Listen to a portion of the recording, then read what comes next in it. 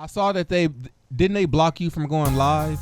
Yeah, they blocked me from going live. Yeah. Oh, me too. I can't go live. And the thing is too, the reason why I go live isn't even for me. Like, I don't know if you've ever watched it, but I go live to do a sense of humanity and sense of like camaraderie with people for suicide prevention. That's what I've noticed your lives have been. So I'm like, damn. Yeah, I don't. That's not monetized. None of that. Because because the thing is in the veteran community, suicide is huge. It happens a lot. There's like 22 a day, more than that now because of COVID. Wow. So there's a lot of people saying, "Oh yeah, I need to do some suicide awareness," and I'm just like, screw awareness. I hate awareness. Awareness is stupid. We know already. Right. Let's do prevention. I don't need to wait for some nonprofit to be aware of cycle the money and then give it to me eventually. I need to talk to somebody now. I need to relate to somebody now. And I know that I would need that. So now that I'm better mentally in my mind and more stable, now I give back to my veteran community and do that live. So like when they took the live away,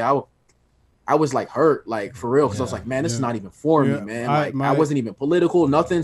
There was literally just somebody within my group of followers that just kept on reporting something. Was reporting. Yeah. And you know what? That's my grandfather, he was a Marine and he had problems. He had a lot of problems. So I understand. So you know what I'm talking about? Like it's not easy. Like the mental, people like, oh, you look okay. And I'm like, you don't understand. Like, people aren't supposed to kill other people. People aren't supposed to like see guns like, and bombs. It's not human. You know what I mean? Yeah. So it's not natural. So like just how your grandfather, he was shook up and he was having nightmares probably and stuff because of that situation. Like he came across aggressive situations. Yeah, I recall it so well because when my mother died and I went with my grandfather, it started going all over and I saw it and then I had to move away with my grandmother because of what I'm talking about. And then actually being at a point where a few years, I couldn't go see him. You know what I mean? Yeah. Like he couldn't see nobody. He just didn't want to talk to nobody.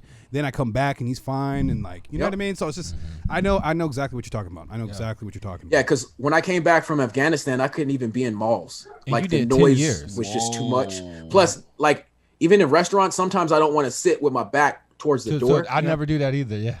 You know what I'm like? Because it's just like I just like to know.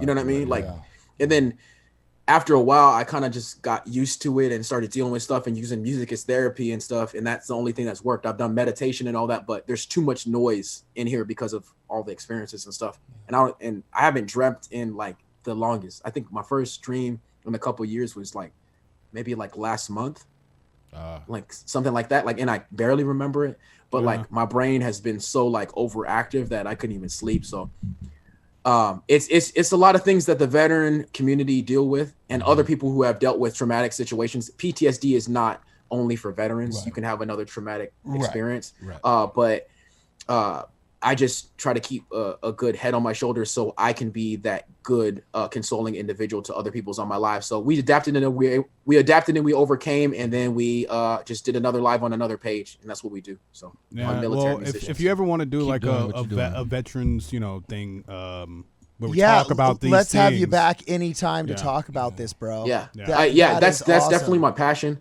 And I could talk about veteran stuff for like days because it's just sad. I see them. I'm like, man, they serve the country. They come back. They're either homeless or nobody cares about them anymore. Yeah. It's like, why would you do that to your veterans? Yeah. So, wow, dude. But yeah, that's pretty much it. I just appreciate you guys for what you're doing. And after my song drops, I'll come back. I promise you guys will. We appreciate what I saw your face you were like, you took a breath in and you're like, oh, it's going to be a good one. Like I want to hear it because the way you said that, we don't know what it is yet, but it's fire. I think it's fire the way you said that. It's going to have to be fire. Yeah. It's if you heard Star Spangled Banger, it's like 10 times more. Dude, well, dude, like I'm telling you. It's talking that talk. You know what I mean? Yeah. It's talking that talk. I want to produce one of your music videos, man. I want you to. Thank you. I'll have Lucas send you my stuff, but I love your vibe, dude. And I've made some good music videos, dude. So we gotta talk, man. Anybody who wants to work, I'm with it. Let's make it rock happen, on, dude. All right. Stronger together. Cool. Let's get out of here, man. You guys ready to go to the radio station? Thanks again, Raymond, for coming through, man. All right, cool. Peace. Thanks a lot, my man. See ya. Bye. Boom. Guess who stepped in the room?